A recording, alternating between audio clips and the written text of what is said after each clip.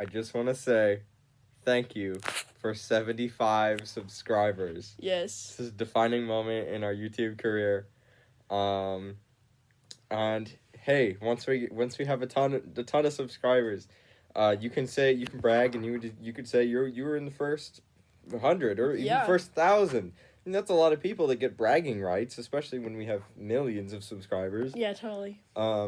That's ultimate bragging rights. And you see in the background, I mean, you probably know from the name, obviously.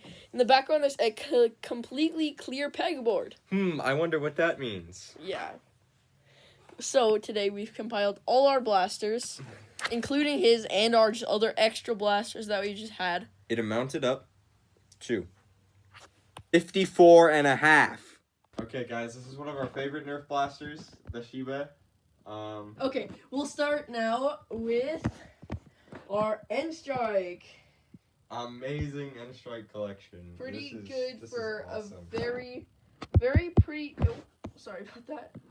A very quick grab of all these blasters. Before we started our YouTube, I think I probably only had just the Maverick. And that's really it. The best find of all was definitely the Mag Strike right there.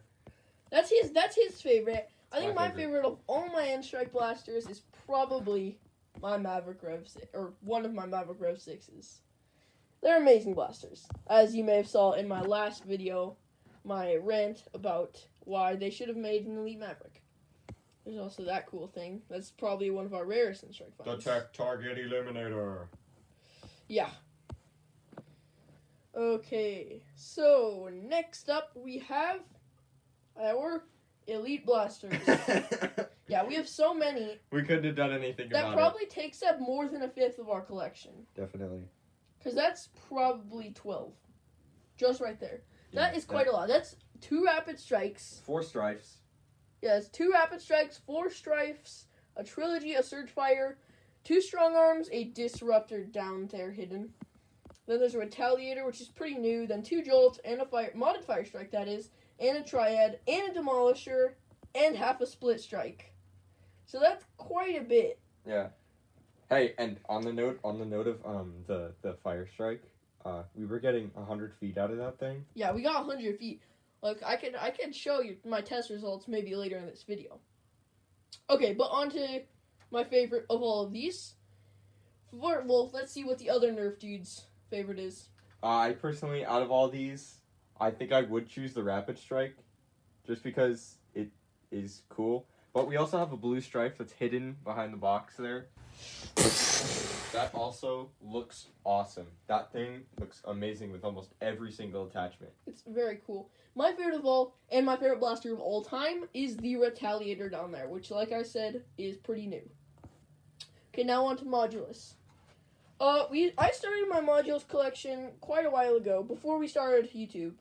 I've had most of these blasters from before we started YouTube. I had the Long Strike, the Modulus, and the Regulator before we started doing YouTube. And then I got this Mediator and the rocket launcher thing. The rocket launcher counts as a half blaster. That's why I said 54.5. Yes. So, those are pretty nice. And my favorite out of all of these is most likely the Mediator. I like the Long Strike the coolest. He thinks the Long Strike is so awesome, dude. It looks very nice. Now we have onto our light collection of Zombie Strike. These are really all the other Nerf dudes. The bigger Nerf dudes. All of this is mine. It's all his. Definitely my favorite is the Sling Fire. You can't beat that thing. That's also his favorite blaster of all time. That is my favorite blaster of all time. That thing is amazing for elite performance. That is... Actually, that one got up to 75 feet. Yes, that was top of elite performance. I am mesmerized by that blaster. Quite good. Alright, now we're going on to our Rival/Mega collection. It's in a closet, so it's a little dark. So, we don't have any Mega, really. Just the Centurion, Magnus, and Big Shock. On to my favorite of these, just the Centurion, I guess. And Centurion and Magnus are on a very, very close. The other Nerf dudes, I think, is probably just the Centurion. You'll figure out why the Centurion is the best of all 3 of those. You'll see it. You will see it. Very soon. And we have a just sad clump of Rival down there. Yuck. Poor guys. So we have Helios, a knockout, a sideswipe, an Apollo, and takedown. Yuck. Try saying that 10 times fast. I bet you this nerf dude couldn't do it. I don't even remember all the names of the rival. I hate him. Yeah, he hates rivals. I can't deal with them. Some of those are our sisters. Both the blue ones are our sisters. Now we have our Ultra. Again, these are all mine. Those are all his. I'm a big fan of Ultra. I cannot wait to see the pinpoint darts. Definitely. Only problem is the darts. That's basically the only problem, yeah.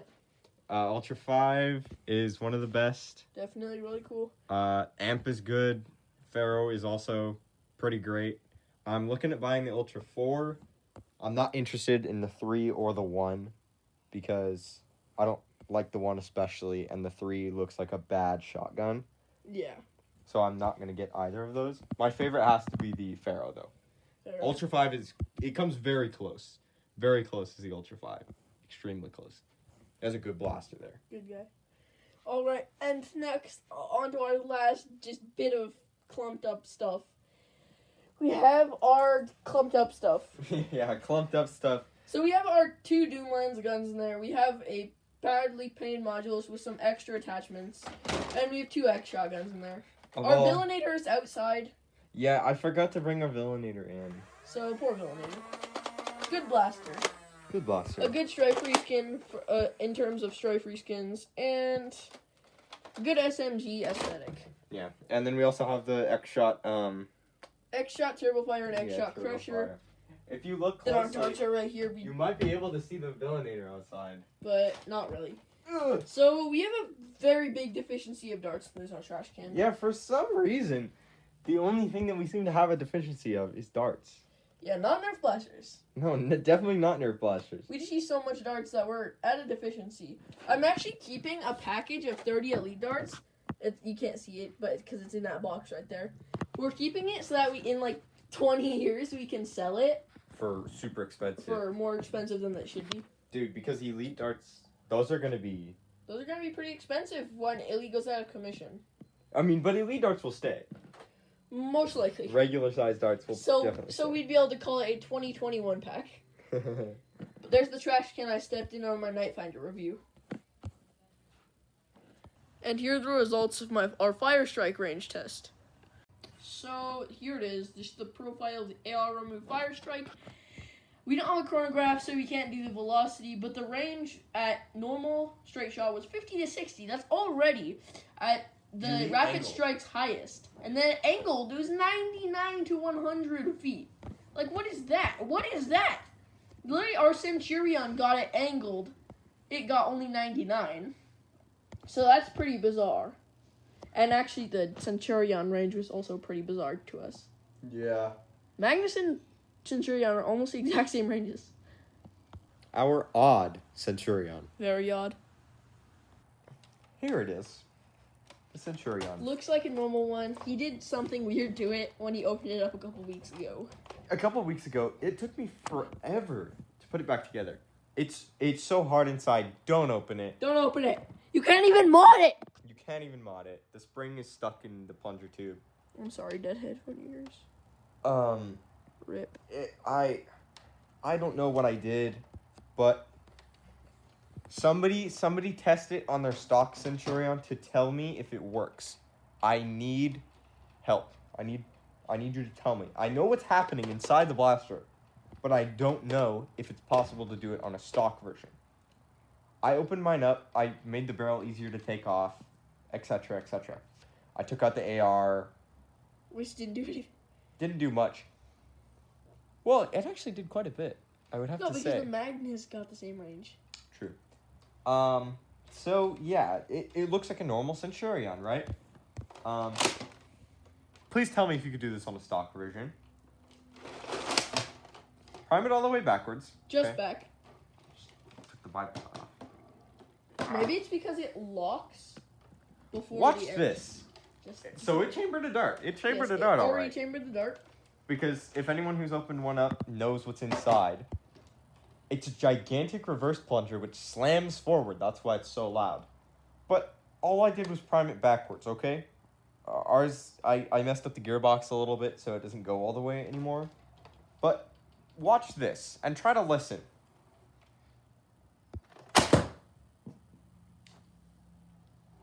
You didn't hear anything, did you? Generally, there's two bangs. There's first the plunger tube moving forward, and then it is the chamber moving backwards. Listen. This is the original.